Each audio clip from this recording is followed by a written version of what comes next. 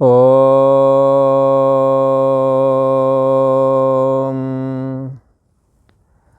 श्री योग वासिष्ठ के उपसम प्रकरण में श्री वशिष्ठ जी महाराज कहते हैं, हे राम जी, राजा जनक अपने उपवन में विचार करते हुए अंदर वैराग्य की दृष्टि का आश्रय कर लिया और विचारते हुए कहते हैं कि मैं किसका आश्रय करूं। जितने भी सुख संपदा दिखाई दे रही है वो आपदा से ग्रसित है। कोई पद मिल जाए तो दूसरा उस पद से लगता ही हट जाए तो मैं बैठ जाऊं। एक वकील थे, मिले थे, सरकारी वकील थे। अब वो कह रहे कि महाराज, मैं अच्छा खासा अपना काम कर रहा था, किसी ने सरकार में अपने पौवा लगा करके और सिफारिश लगा करके मेरे को हटवा दिया। तो क्या है, कोई पद मिल जाए वो इस आपदा से ग्रसित है। धन मिल जाए, अब एक कह रहे थे कि 70,000 रुपये मेरे अकाउंट में थे और पता नहीं कहाँ ATM से निकालने के लिए गए और वहाँ किसी ने मदद के लिए पता नहीं क्या किया क्या नहीं किया, और कहता मैं तो चला आया और मोबाइल पर बराबर मैसेज आ रहा है, इतने पैसे निकल गए, इतने पैसे, पूरे 70,000 खाली। कमाया हुआ धन भी आपदा से ग्रसित है। आपका है, अपना है, तो भी इसी प्रकार धनपुत्र स्त्री आदि भी जब इनकी अनुकूलता नहीं होती तो स्त्री भी त्याग की चली जाती है। पुरुष भी स्त्री का त्याग कर देता है जब नहीं अनुकूल होती है। तो ये जितने भी सुख हैं जिनको धनपुत्र स्त्री आदि करके कहते हैं, सुखी कौन है? जिसके जमीन ज्यादा, मकान दुकान, धनपुत्र स्त्री आदि, बस यही सुख है और क्या है। तो ये भी आपदा से ग्रसित है। इसलिए जो सुख संपदा है सो सब आपदा रूप दुख से मिश्रित है। फिर मैं किसका आश्रय करूं? राजा जनक विचारने लगे। अंतर्यामी आत्मा के अलावा और इस जीव का क्या आश्रय है जो सदा एक जैसा रहता है? जिस आत्मा का सुख किसी आपदा से ग्रसित नहीं है, ऐसी आत्मा हमारे आपके अंदर, सबके अंदर विद्यमान है। सबकी गठरी लाल है, कोई नहीं कंगाल। गांठ खोल देखत नहीं, याबिद भय बेहाल। ये चैतन्य सत्ता आत्मा किसी दृश्य से मिलकर के सुखी नहीं करती है। ये स्वयं आनंद स्वरूप है। ये सदा रहता है, इसलिए इसको सत कहते हैं। ये चेतनस चेतना नाम एको बहु नाम। ये चैतन्य सत्ता आत्मा अकेले ही सब में चेतना डाल करके सबको अहम अस्मि कहने की सामर्थ्य भी दे रही है। ऐसा ये चैतन्य सत्ता आत्मा पैर नहीं तो भी चल लेता है, वाणी नहीं तो भी बोल लेता है। इसे वाणी की जरूरत नहीं है। वाणी को आत्मा की सत्ता मिलती है तब बोलती है, पर वाणी हो ना हो आत्मा का अभाव कभी नहीं होता है। वाणी की जरूरत आत्मा को नहीं है। वाणी के बगैर आत्मा है, पर आत्मा के बगैर वाणी नहीं है। आत्मा मन के बगैर है, पर मन आत्मा के बगैर नहीं रह सकता। आत्मा निरपेक्ष है, स्वतंत्र है, स्व से अभिन्न है, नित्य अपरोक्ष है।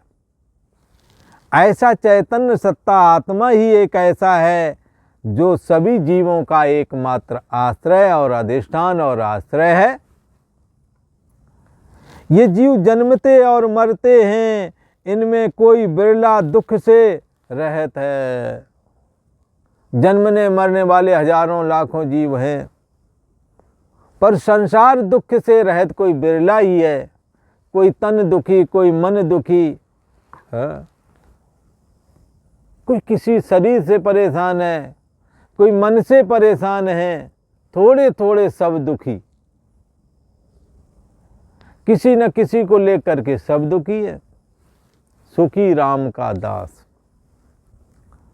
कौन सुखी है? जिन्होंने वासना का त्याग करके परमात्मा राम का, अथवा अब राम का मतलब अंतर्यामी आत्मा ब्रह्म, जिन्होंने राम का भजन किया है। राम ब्रह्म परमार्थ रूपा, राम सच्चिदानंद दिनेशा। ये राम सच्चिदानंद ब्रह्म ही हैं जो दशरथ के पुत्र हुए हैं। और जैसे ये ब्रह्म हैं, सच्चिदानंद ब्रह्म है, वैसे ही हम और आप भी हैं। पर क्या है? आपन को आपन बिसरयो, अपन को आपन बिसरियो। कैसे बिसर गया है? अपने को अपनी सुध ही बिसर गई है। मैं कौन हूँ? कस्तुम को हम कुता आया था। मैं कौन हूँ? कहाँ से आया हूँ? किसने मुझे पैदा किया? कौन है हमारे माता पिता? बारंबार विचार करना चाहिए। जिनको अपना माता पिता कहते हो वो भी किसी के द्वारा पैदा हुए हैं, वो स्वतंत्र माता पिता नहीं है। स्वतंत्र सबका माता पिता बंधु सखा कौन है? अंतर्यामी आत्मा। जो माया उपाधि को स्वीकार करके, रजोगुणी माया को स्वीकार करके, ब्रह्मा सतोगुणी माया को स्वीकार करके, विष्णु तमोगुणी माया को स्वीकार करके, रुद्र समस्त शक्ति को स्वीकार करके, दुर्गा समस्त लोकों के विघ्न हरने के लिए, गणेश जगत को उजाला देने के लिए, सूर्य सदाशिववादी, इन पंच रूपों में ये ब्रह्म प्रकट होता है। इसलिए पंच ब्रह्म कहलाते हैं। ये पंचदेव उपासना पद्धति सनातनियों में प्रसिद्ध है। ये 5 रूप ब्रह्म के हैं। इनमें धारणा करो ना करो, ये उपासना का फल भोग मोक्ष सब कुछ देने में समर्थ हैं। एक ही परमात्मा इन 5 रूपों में प्रकट होता है, ऐसा समझ के चलना है। ये ब्रह्म जो निर्गुण निराकार है, उसके ये 5 पोज हैं। जैसे आप काला कपड़ा पहन के पोज खिंचवा लो, फिर कोट काला कपड़ा, कुर्ता पजामा, फिर काला वो कोट पैंट, कुर्ता धोती, ऐसे करके अनेकों प्रकार के पोज आप बना लो तो काले रंग से कहेंगे तमोगुण को स्वीकार करके। हाँ, पीला वाला सतोगुण, लाल वाला रजोगुण, ये कपड़े पहना अलग अलग पोज हो जाएगा। ऐसे ही जो नहीं दिखता है वो भक्तों की भावना के अधीन होकर के जब दिखने वाला बनता है तो 5 मूर्तियों के रूप में दिखता है। शिव शक्ति गणेश सूर्य, हाँ, और भगवान विष्णु, इन 5 रूपों में ये इनका शास्त्र में कथन करा गया है। तो यहाँ कहते हैं हे ये पंचदेव उपासना में शिव और विष्णु को लेते हैं। कभी कोई कहे कि ब्रह्मा जी को क्यों छोड़ दिया? अरे ब्रह्मा जी इनके अंतर्गत ही स्वीकार किए जाते हैं। रुद्र के अंतर्गत ब्रह्मा जी भी आ जाते हैं। तो क्या है कि ये सारी सृष्टि कैसी है, इसके सुख कैसे हैं? आपदा से ग्रसित हैं। तो यहाँ कहते हैं फिर मैं किसका आश्रय करूं? ये जीव जन्मते मरते रहते हैं, यहाँ कौन स्थिर है? कोई आज गया, कोई कल गया, कोई परसों जाने वाला है। यहाँ तो चला चली का मेला है। और यहाँ ये संसार एक सराय है जहाँ आपको थोड़े समय के लिए रहने के लिए दिया, बाद में कमरा खाली करा लिया जाएगा। इसलिए जिंदगी एक किराए का घर है, एक दिन इसको खाली करना पड़ेगा। इनमें कोई बिरला दुख से रहत है। और हे राम जी, लोग भोगी पुरुष सुंदर स्त्रियां जिनके नील कमलवत नेत्र हैं और परम हास्य विलास आदि करती हैं, अनेकों आभूषणों से संयुक्त हैं, उनको देखकर राम जी मेरे को बड़ी हंसी आती है कि ये तो अस्थि मांस की पुतली है, इन पर क्यों आसक्त हो। क्षण मात्र इनकी स्थिति है। जिन पुरुषों के नेत्र खोलने पर जगत बन जाता है और नेत्र मूंद लेने से जगत नष्ट हो जाता है, ऐसे महान जगत के आधार और अधिष्ठान भगवान विष्णु, ये भी अपनी साकार मूर्ति इनकी नहीं रहती, निर्गुण निराकार हो जाते हैं, क्योंकि ये निर्गुण निराकार हैं ही, साकार तो बनते हैं। ऐसे ही हम और आप भी निर्गुण निराकार हैं, जन्म से पहले निराकार, मरने के बाद में निराकार हो जाते हैं। जन्म और मरण के बीच में थोड़े समय के लिए शरीर दिखता है, वो भी बचपना जवानी बुढ़ापा करके, एक जैसा शरीर नहीं रहता। इसलिए यहाँ स्थायी कुछ नहीं है। श्री वशिष्ठ जी महाराज कहते हैं, भोगी पुरुषों की इच्छा जब मैं देखता हूँ तो मेरे को हंसी आती है। इस क्षणभंगुर जीवन में भोगों की अभिलाषा क्यों करते हो। जब ये नष्ट हो गए ऐसे ऐसे लोग कि जिन्होंने जगत बनाया वो भी निर्गुण निराकार हो गए, तो हमारी क्या गिनती है। जो पदार्थ बड़े रमणीक भासते हैं, जितने भी रमणीक भासते हैं और स्थित भी हैं, जो पदार्थ बड़े रमणीक भासते हैं वे स्थित रूप हैं। उन पदार्थों की चिंता और इच्छा क्या करनी। दिखाई दे रहे हैं, कल को जो सुंदर स्वरूप है कल को वो नहीं रहेगा, धन है वो भी कम ज़्यादा हो सकता है। आप इस अस्थाई संसार में क्यों भोग विलास की इच्छा रखते हो, क्यों नहीं चैतन्य सत्ता आत्मा की जानने की कोशिश क्यों नहीं करते हो। जेतन दियो ताय बिसरायो, ऐसो नमक हरामी, मोसन कवन कुटिल खल कामी। राजा जनक विचार कर रहे हैं, अरे हमारा ये मन विषयों में क्यों भटक रहा है। अस्तमास्त की पुतली ये सभी का शरीर है, इसमें आस्था करना वृथा है। जो पदार्थ बड़े रमणीक हैं वो भी नहीं रहते, जिनकी स्थायी लगता है ये बहुत स्थायी हैं, वो भी कुछ समय के बाद नष्ट हो जाते हैं। उन पदार्थों की चिंता और इच्छा नहीं करनी चाहिए। नाना प्रकार की संपदा प्राप्त होती है, पर इनमें जब कोई चित्त को आ लगता है